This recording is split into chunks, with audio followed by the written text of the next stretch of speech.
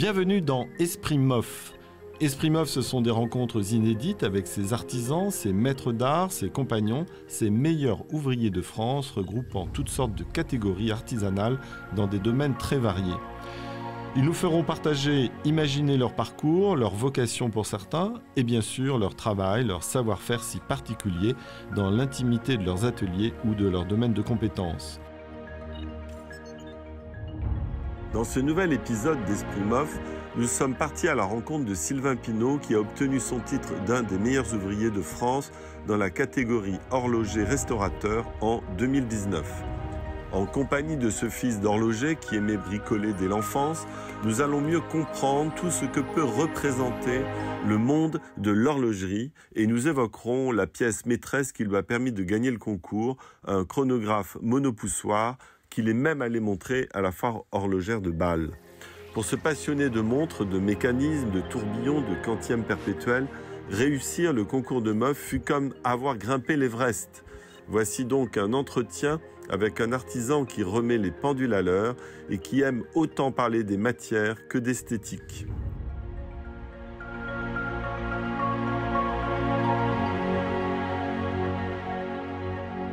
Sylvain Pinault, vous avez remporté en 2019 le titre d'un des meilleurs ouvriers de France dans la catégorie horloger-restaurateur. Mais qu'est-ce qui vous a donné envie de passer le concours ? Alors ce concours a été un peu l'alibi pour m'installer horloger indépendant. J'ai profité de cette occasion pour me donner l'opportunité de prendre le temps de créer une pièce un peu unique, de faire une petite pause. Donc j'ai pris 1 an pour réaliser cette pièce et pour ensuite m'installer indépendant avec le statut de meilleur ouvrier de France, si j'y arrivais. On va revenir sur les qualifications. Est-ce qu'il y avait une thématique imposée ?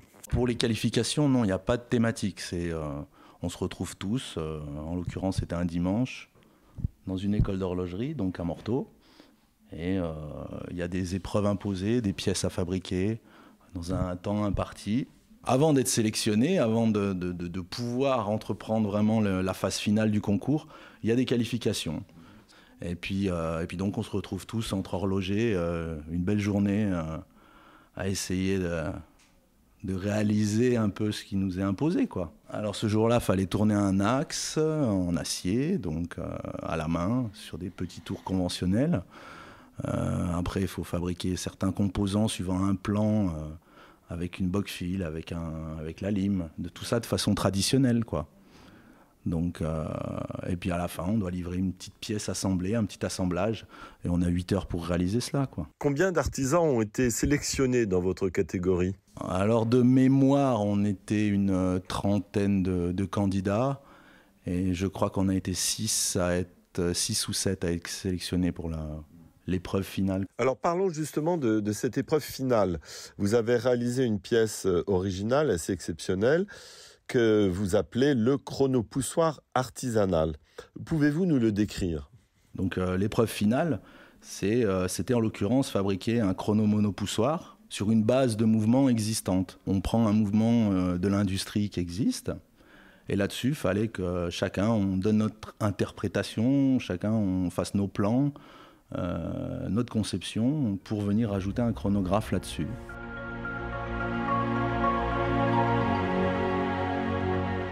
Je voudrais qu'on parle des matières qui constituent cette pièce. Qu'est-ce que vous avez utilisé ? Alors là, en l'occurrence, la grande partie des composants du mouvement, c'est du laiton ou de l'acier. C'est vraiment les matériaux qu'on privilégie en horlogerie. Et puis, il y a beaucoup de saphir aussi. J'ai fait le choix de mettre une couronne périphérique en saphir autour. Quand vous parlez de votre réalisation, vous parlez d'un fonctionnement traditionnel. Et vous dites que c'est une évidence pour l'horloger. Alors une évidence pourquoi ? Pour sa beauté, son efficacité, sa régularité ? Pour moi, c'est pour la beauté. C'est un mécanisme qui est éprouvé, c'est une façon de faire qui est éprouvée depuis 150 ans. C'est vraiment la pièce qui me faisait rêver quand j'ai commencé l'école d'horlogerie, quoi. Le chronographe, c'est magique, quoi. On appuie sur un bouton, il y a des leviers qui bougent, qui se déclenchent, des roues qui se mettent à tourner. Et là, j'en ai profité pour mettre ce mécanisme vraiment en face avant. Et puis essayer de le rendre le plus beau possible. Ce qui est unique, en fait, d'habitude, ils sont derrière, en fait. Là, j'ai un peu tout inversé, mais en gardant les codes un peu traditionnels. Comment vous êtes-vous préparé? Est-ce que vous avez été soutenu par un autre meilleur ouvrier de France ou avez-vous travaillé en solitaire? Je dirais que c'est quand même beaucoup un travail solitaire. Il y a une longue préparation en fait, de documentation pour l'étude et pour savoir comment on va s'y prendre un petit peu, par où attaquer. Après, bien sûr, on appelle un peu des collègues, on va visiter quelques musées, Si on prend les matières que vous avez utilisées pour votre chronographe, est-ce que vous avez été aidé pour les obtenir? Pas du tout, c'est un peu de la récup. Bon, des fois, on va voir un collègue, t'as pas un petit bout de laiton à me prêter, un bout d'acier un peu spécial, bien trempable pour ce ressort. On fait marcher un peu le réseau, c'est sûr. En général, dans une montre, ce qui coûte cher, finalement, c'est pas vraiment les matériaux, c'est le temps. Aujourd'hui, si je devais refaire ce chronographe, ça me prendrait, maintenant que j'ai les plans, ça me prendrait au minimum 4 mois de travail, non-stop, quoi. Là, vous avez mis 1 an, mais en travaillant à quel rythme? En moyenne, 6 heures par jour, 7 jours sur 7. Après, je me suis un peu fait plaisir et j'ai poussé le bouchon un peu loin, peut-être. Et à quel moment vous êtes-vous dit, ça y est, la pièce est terminée? Le dernier jour, juste avant de la livrer. Et elle marchait. Est-ce qu'il y a votre nom quelque part? Alors non, sur celle-ci, sur la pièce de Moff, il n'y a pas le nom, quoi. Il n'y a aucune signature, il n'y a rien. Après, certains qui me connaissent un peu reconnaîtront mon style. C'est un prototype, en fait. C'est ça, c'est un prototype. Et j'en ai profité pour un peu aller le montrer un peu à pas mal d'endroits. J'ai notamment fait la foire de Bâle avec, un grand salon d'horlogerie où je suis un peu allé montrer mon travail avec ça. Quel conseil vous pourriez donner à un candidat qui se lancerait dans ce concours, dans la même catégorie que vous? Je pense qu'il faut faire preuve d'endurance parce que vraiment, à la fin du concours, j'avais l'impression d'avoir fait l'Everest. Hein. C'est quand même quelque chose de long où il faut pas se démoraliser. Souvent, on recommence. Il y a des choses qui nous satisfont pas, on reprend. Il faut vraiment faire preuve d'abnégation. Comment vous avez appris que vous étiez lauréat? Par courrier? Oui, par courrier. Et vous vous souvenez quand vous avez reçu l'enveloppe? C'était l'heure du repas, à midi, un samedi. Et je crois que ça a fini au champagne. Au-delà de l'émotion, c'est aussi une récompense. Voilà, c'est une récompense. Et puis là, quand j'ai su les résultats, j'étais justement en famille. Et puis c'est aussi une récompense pour la famille, pour ma femme qui m'a soutenu, Nous allons revenir sur votre parcours scolaire et estudiantin. Vous êtes fils d'horloger, donc c'est une vocation qui est née dans la famille. Comment ça s'est passé, le rapport avec votre père? Écoutez, mon père est horloger indépendant, comme j'aime le dire, mais il avait une boutique en province à Vorep, à côté de Grenoble. Et il bossait beaucoup. Et donc, je passais pas mal de temps, un peu, depuis tout petit, dans ses pattes, à démonter des réveils, à bricoler.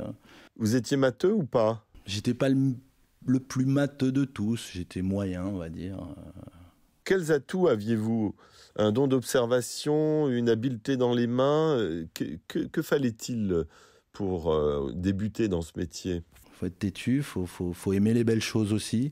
Parce que le but de tout ça, c'est que ce soit beau, que quand on nous confie une montre, même à restaurer, qu'on la rende le plus proche de son état d'origine, c'est aimer plein de choses, plein de belles choses. Alors, vous avez obtenu au lycée polyvalent Edgar Faure de Morteau d'abord un CAP d'horlogerie en 1997, puis un baccalauréat en 99 en horlogerie. Alors, comment avez-vous vécu ces années avec vos camarades? À l'arrivée au lycée, il y a vraiment une émulation qui se crée avec les collègues de classe. Et c'est assez magique. Et je dirais pas la totalité de la classe se prend au jeu, mais... Et en fait, la passion de ce métier, elle augmente au fur et à mesure avec les années d'études qui passent. Et c'est ça qui est vraiment bien dans cette formation, je trouve, c'est que on commence par les gestes de base et après on commence à créer certains composants par nous-mêmes. On nous emmène aussi quand même vers une espèce d'art quelque part et qui fait qu'on s'y retrouve totalement, quoi. Enfin, moi je m'y suis retrouvé et puis...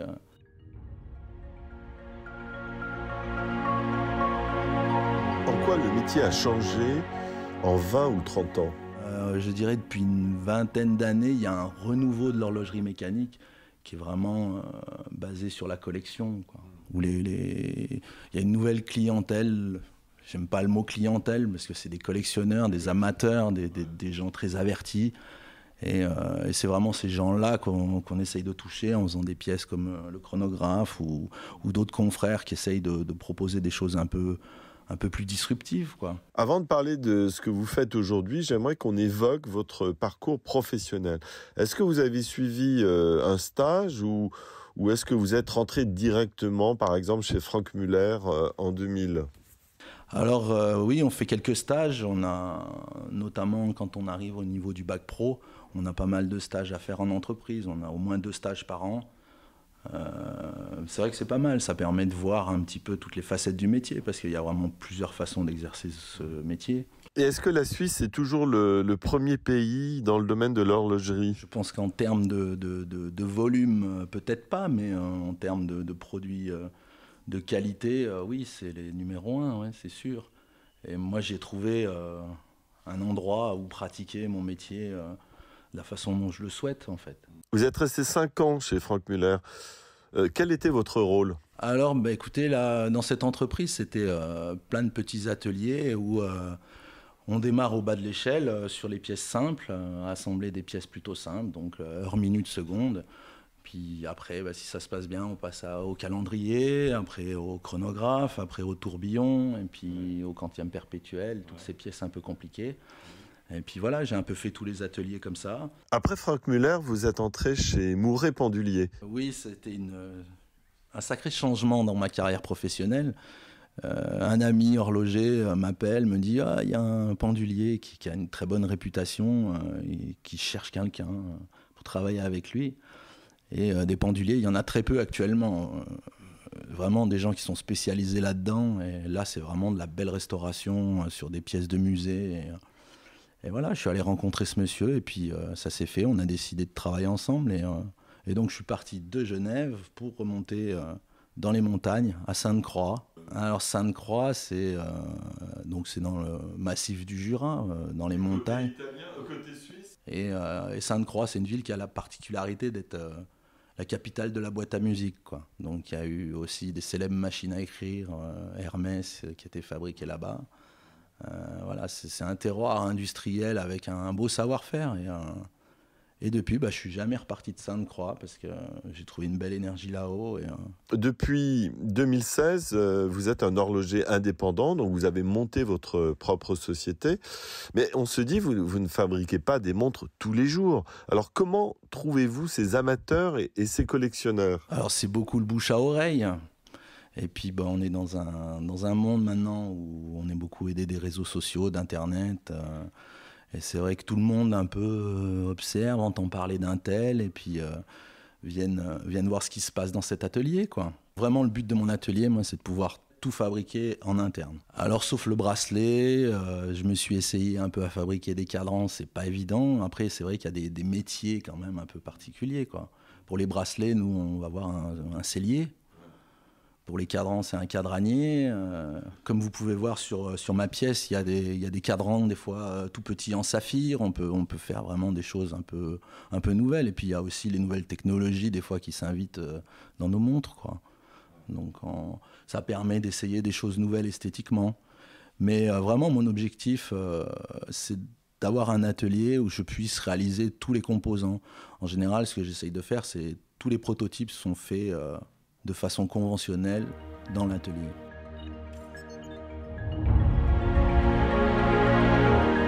Les formes peuvent varier. Alors vous a-t-on demandé certaines plus extravagantes ? Vu le temps que je vais passer à réaliser une montre, il faut aussi qu'elle me plaise, quoi. Faut aussi que j'ai envie de la faire et que j'ai vraiment envie de m'investir dedans. Comment calcule-t-on un devis pour le client ? Il y a plusieurs façons de concevoir une montre aujourd'hui. Il y a ceux qui vont acheter un mouvement industriel et le mettre dans une boîte qu'ils ont acheté ailleurs. Et puis il y a un cadran, ils peuvent faire peut-être le design. On met tout ça dans la boîte, on ferme et on a une montre. Et puis il y a plutôt ma démarche qui est d'essayer de fabriquer le maximum de composants soi-même, notamment le mouvement, la boîte. Et donc là, ça prend beaucoup plus de temps. Donc là, on est dans un facteur de 10 fois, quoi. Je remarque que vous ne portez pas de montre. En fait, les seules montres que je porte, c'est les miennes. Quand j'en ai une à tester, aujourd'hui, elles sont toutes en chantier. Et vous travaillez avec une équipe? Alors, depuis pas longtemps, j'ai un collaborateur qui travaille avec moi. Et puis, j'essaye de prendre pas mal de stagiaires, parce que c'est vrai qu'il y a beaucoup de demandes.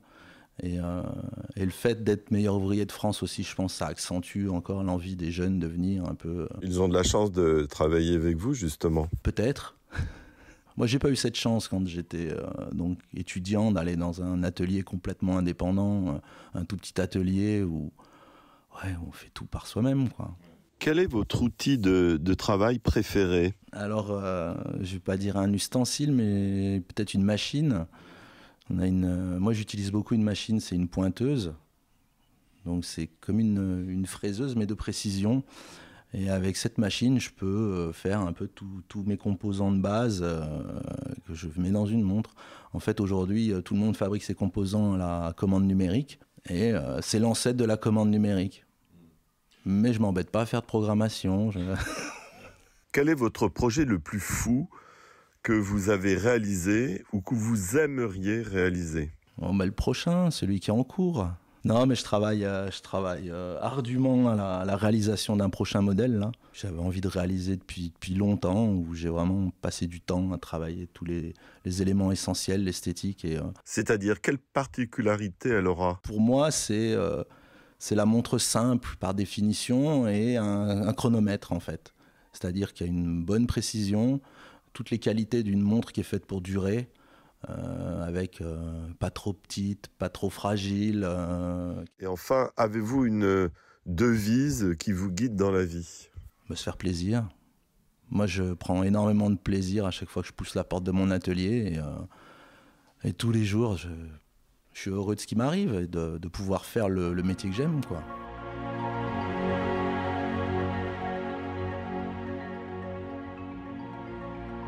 Nous espérons que vous avez pu apprécier cet entretien et nous remercions particulièrement Sylvain Pinault pour son aimable participation. Entretien Gilles Brochard, production Pierre-Henri Verlac. À très bientôt pour un nouvel épisode.